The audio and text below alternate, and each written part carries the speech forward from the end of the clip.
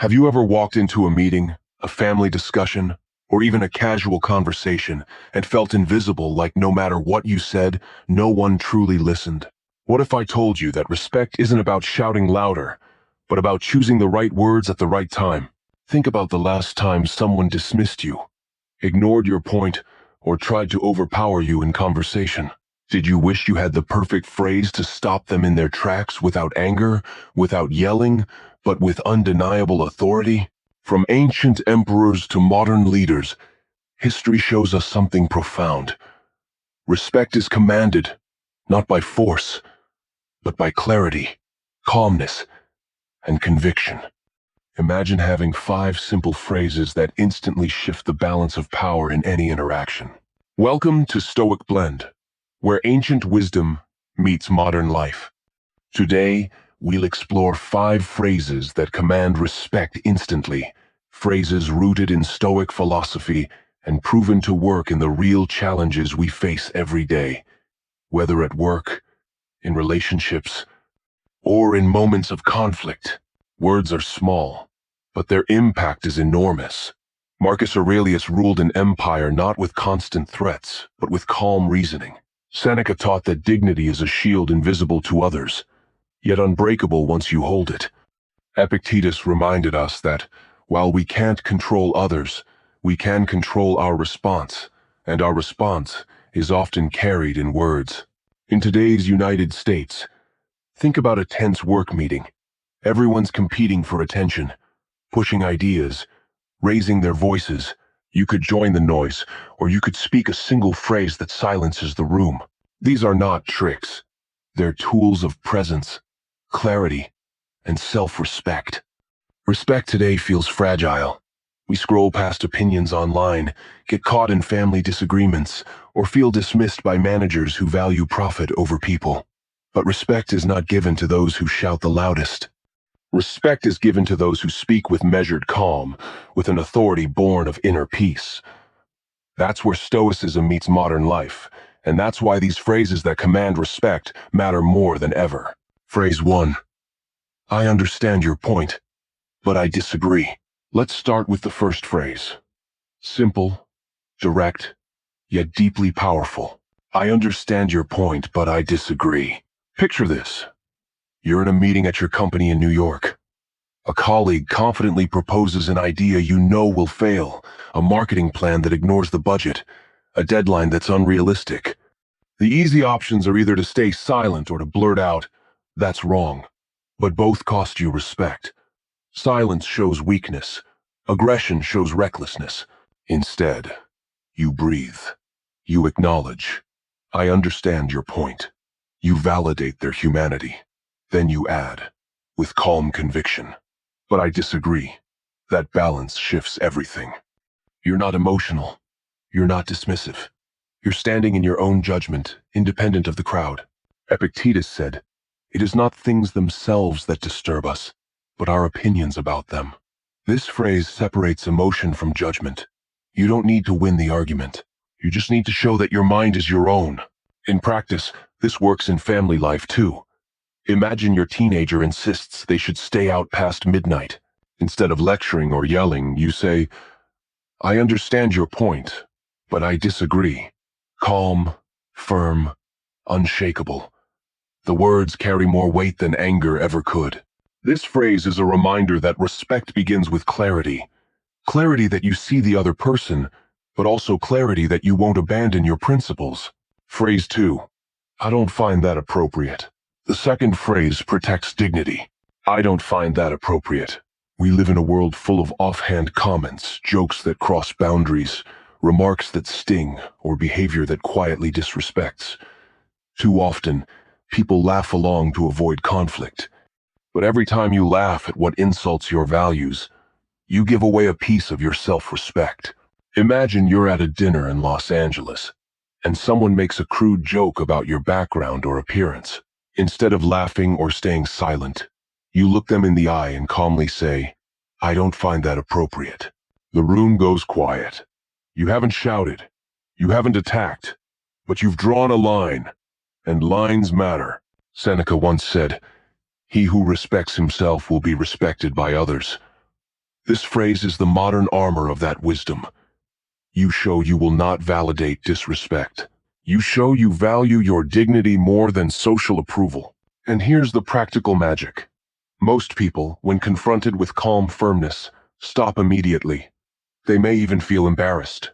But more importantly, others in the room notice and their respect for you grows. In family life, too, this works wonders. A child testing limits. A spouse raising their voice. You can respond, not with anger, but with calm. I don't find that appropriate. It resets the tone. It protects the boundary. It commands respect. Phrase 3. Let's talk when we can do so respectfully. This third phrase is perhaps the most transformative. Let's talk when we can do so respectfully. Why is this so powerful? Because it takes back control. It says, I'm not walking away forever. I'm setting the terms of respect. Picture this. You're at work in Chicago. A manager is speaking over you, raising their voice. The natural impulse is to match their tone. But when you do, you lose twice. Once to anger, once to their level. Instead, you breathe, and you calmly say, let's talk, when we can do so respectfully. Thank you for watching. Instantly, the dynamic shifts. You've refused to engage on toxic terms. You've placed respect as the condition of dialogue. Epictetus taught, we cannot choose our external circumstances, but we can always choose how we respond to them. This phrase embodies that teaching. You cannot control their anger, but you can control your boundary. And when you enforce it, something remarkable happens. Silence falls. The aggressor realizes they cannot bully you into reaction. In American families where tensions rise during holidays, this phrase can save relationships. Imagine siblings arguing over inheritance, politics, or old wounds. Instead of fueling the fire, you say, let's talk when we can do so respectfully. You don't slam the door. You keep it open, but only under the condition of respect. This is the art of commanding respect without force. You win not by overpowering others, but by mastering yourself. Phrase 4. I'd prefer not to continue this conversation. Is really in the Frainsure. The fourth phrase is like closing a door with dignity. I'd prefer not to continue this conversation. Why does this matter? Because not every battle deserves your energy. Marcus Aurelius wrote, the best revenge is to be unlike him who performed the injury. Walking away from worthless conflict is not weakness. It is wisdom. Picture yourself scrolling through social media, someone leaving a rude comment. The temptation is to respond, to prove them wrong, to win. But you'll lose hours of peace. Instead, you write, I'd prefer not to continue this conversation. And you step away. Or think of a family argument where someone just wants to provoke you. Instead of shouting back, you calmly close the door. I'd prefer not to continue this conversation. In that moment, you reclaim power. In the workplace, too, this is crucial. A colleague keeps dragging you into debates that go nowhere.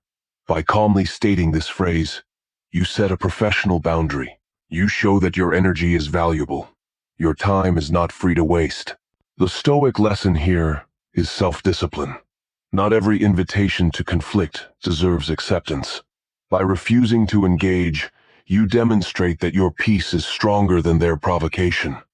And that, paradoxically, earns you more respect. Phrase 5. That's your opinion and I respect it, but I don't share it. Finally, the fifth phrase balances courtesy and strength. That's your opinion and I respect it, but I don't share it.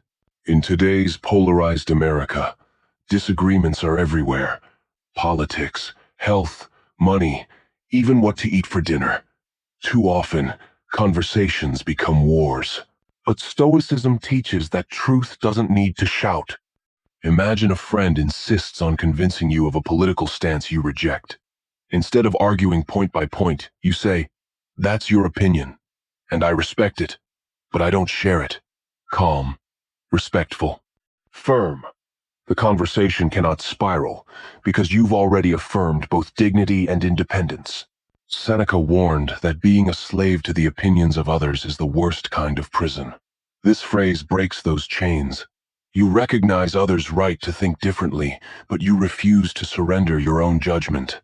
This is especially useful in family dynamics. A parent insisting you live life their way, a spouse pressuring you to agree. With this phrase, you honor them without betraying yourself. In professional life too, this matters. A boss pushes an interpretation you know is flawed. Instead of confrontation, you calmly assert, "That's your opinion, and I respect it, but I don't share it." That balance of respect and independence commands more authority than either silence or aggression. Let's bring it together. We've explored 5 phrases that command respect instantly. 1. I understand your point, but I disagree. 2. I don't find that appropriate. 3. Let's talk when we can do so respectfully. 4. I'd prefer not to continue this conversation. 5. That's your opinion and I respect it, but I don't share it. Each phrase carries the essence of Stoic wisdom, calm strength, moral clarity, and inner discipline. They remind us that respect is not forced. It is earned by character, inspired by dignity, and commanded through words spoken with serenity. In a noisy world, these phrases are your tools. At work, at home, online, in public, use them, and you'll notice how people pause, listen, and treat you differently. Because when you command yourself, you command respect. If you found this helpful, remember to like, share, and subscribe to Stoic Blend, where ancient wisdom meets modern life. And let me leave you with one question. Which of these 5 phrases will you try first in your own life? I look forward to reading your answers in the comments.